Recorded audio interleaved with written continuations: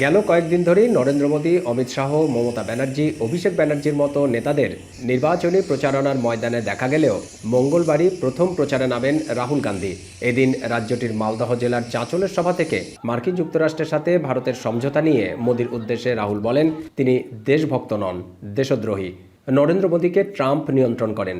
মোদীর কারণে ভারতের জাতীয় নিরাপত্তা হুমকির মুখে বলেও দাবি করেন রাহুল। नरेंद्र मोदी अपने आप को देशभक्त कहता हूं। मैं आपको इस स्टेज से कह रहा हूं कि नरेंद्र मोदी ने यूएस डील में हिंदुस्तान को बेचने का काम किया है। ये देशभक्त नहीं है, ये देशद्रोही है।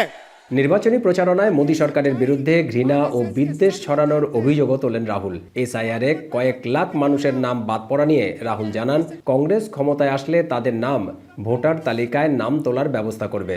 বাংলায় বিজেপির বিরুদ্ধে একমাত্র কংগ্রেসই মোকাবিলা করতে সক্ষম বলেও জানান রাহুল গান্ধী।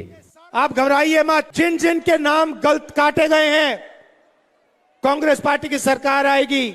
जिनके काटे गए हैं, जिनके गलत काटे गए हैं नाम,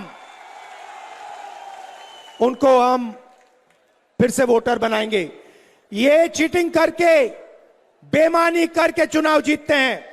অন্যদিকে মোদীর নেতৃত্বে কেন্দ্রের বিজেপি সরকারকে নিশানা করেন মমতা। হাওড়ার জগৎবল্লভপুরের প্রচার থেকে তৃণমূল নেত্রী বিজেপি সরকারকে অত্যাচারী, দুর্নীতিবাজ ও দাঙ্গাকারী বলে মন্তব্য করেন। আমি অনেক সরকার দেখেছি, এত মিথ্যে কথা বলার সরকার দেখিনি, এত জুমলা সরকার আমি দেখিনি, এত অত্যাচারী সরকার আমি দেখিনি, এত দাঙ্গাকারী সরকার আমি দেখিনি, এত ব্যভিচারী সরকার আমি দেখিনি, এত ভ্রষ্টাচারী সরকার আমি দেখিনি, আর এত ভোট কাটারি সরকার আমি দেখিনি। নির্বাচনী ময়দানে রাহুল গান্ধী যেমন বিজেপি ও তৃণমূলকে সমানভাবে আক্রমণ করেছেন, তেমনি মমতা বন্দ্যোপাধ্যায়ও বিজেপিকে রুখতে কড়া ভাষায় জবাব দিচ্ছেন। সব মিলিয়ে ভোটের আগে পশ্চিমবঙ্গের রাজনীতি বেশ সরগরমই বলা যায়। ওরা চাইছে বাংলা ভাগ করে দিতে। দীপক দেবনাথ, এখন, কলকাতা।